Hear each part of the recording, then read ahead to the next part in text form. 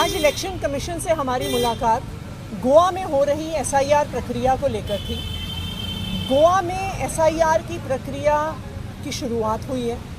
9 दिसंबर को draft role निकलना है, लेकिन हमारे लिए एक बहुत चिंता का विषय है कि गोवा में इस समय ज़िला पंचायत का चुनाव चल रहा है।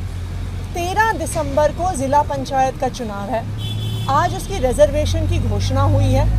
2 से 3 दिन में आचार संहिता ज़िला पंचायत के चुनाव की लग जाएगी। स्वाभाविक बात है कि जब चुनाव चल रहा है तो सारी पॉलिटिकल पार्टीज़ की मशीनरी इलेक्शन प्रोसेस में इन्वॉल्व होंगी, कैंपेन में इन्वॉल्व होंगी।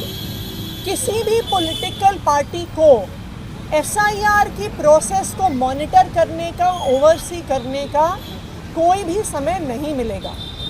पॉलिटिकल पार्टीज़ के अपने BLAs होते हैं, बूथ लेवल एजेंट्स होते हैं, जो पॉलिटिकल पार्टीज़ ऐसे समय पे अपॉइंट करती हैं। लेकिन अगर पॉलिटिकल पार्टीज़ के वर्कर्स चुनाव के कैंपेन में लगे हैं तो स्वाभाविक बात है कि वो एसआईआर की मॉनिटरिंग के प्रोसेस में नहीं घुस सकते। इसलिए ये एक चिंता का विषय है कि ये दोनों प्रक्रिया, एक तरफ स्पेशल इंटेंसिव रिवीजन और दूसरी तरफ ज़िला पंचायत का चुनाव, गोवा में एक साथ क्यों किया जा रहा है।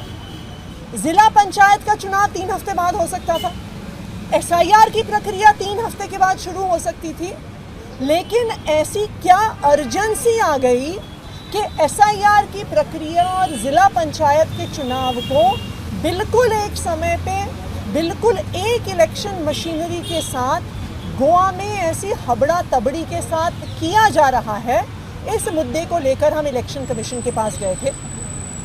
दूसरा एक महत्वपूर्ण मुद्दा है कि जो एसआईआर अब 12 स्टेट्स में शुरू हुई है, इंक्लूडिंग जो गोवा में एसआईआर चल रही है, इलेक्शन कमीशन ने एक बहुत डिटेल्ड प्रोसेस बनाया है कि अगर गलत तरीके से ड्राफ्ट इलेक्टोरल रोल में किसी का नाम आ जाए तो अगर कोई रॉन्गली इंक्लूडेड है उनको नोटिस भेजा जाएगा, पूरी जांच होगी, उन्हें क्या कागज़ जमा करने हैं। लेकिन कोई भी व्यक्ति जिसका नाम ड्राफ्ट इलेक्टोरल रोल से एक्सक्लूड हो जाता है, जिसका ड्राफ्ट इलेक्टोरल रोल में नाम नहीं आता, उसके किसी भी रिकोर्स के बारे में एसआईआर के सर्कुलर्स में चर्चा नहीं है।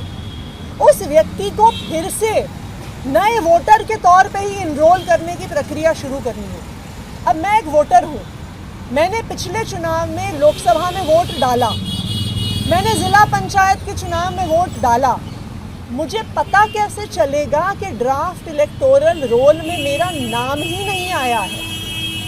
तो इसीलिए हमने इलेक्शन कमीशन से ये आग्रह किया है कि रॉन्गली एक्सक्लूडेड, कि किसी का नाम अगर गलत तरीके से लिस्ट से छूट गया है, उसके लिए भी कोई प्रावधान होना ज़रूरी है, क्योंकि आखिरकार वोट का अधिकार मेरा सबसे बड़ा संवैधानिक अधिकार है। और अगर मेरा नाम ड्राफ्ट इलेक्टोरल रोल से छूट जाए तो ये इलेक्शन कमीशन जैसी संवैधानिक संस्था की जिम्मेदारी है कि मेरा नाम फिर से जोड़ा जाए, मुझे इन्फॉर्म किया जाए कि मुझे अपने वोट का अधिकार वापस मिले। तो इन दोनों मुद्दों को लेकर हम इलेक्शन कमीशन के पास गए थे।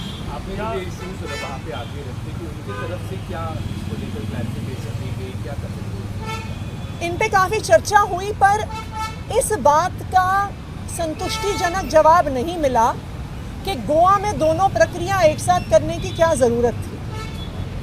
क्यों BLAs की, क्यों पॉलिटिकल पार्टीज़ की निगरानी में एसआईआर की प्रोसेस नहीं हो रही। 13 दिसंबर को ज़िला पंचायत का चुनाव है, 14 दिसंबर से एसआईआर शुरू हो सकता था। ऐसी क्या जल्दी है? ऐसा तो नहीं है कि गोवा का जो असेंबली इलेक्शन है वो तो फरवरी 2027 में है।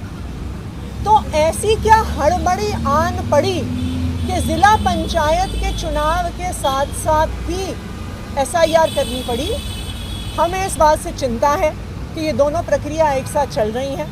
हमें इस बात की चिंता है कि दोनों प्रक्रिया एक साथ चलने की वजह से पर्याप्त निगरानी में एसआईआर नहीं होगा। और हम आम आदमी पार्टी के तौर पे एक बार जब ड्राफ्ट इलेक्टोरल रोल आएगा तो हम भी अपने तौर पे इस पर प्रॉपर शिनाख्त करेंगे कि लोगों का नाम गलत तरीके से काटा था। Thank you.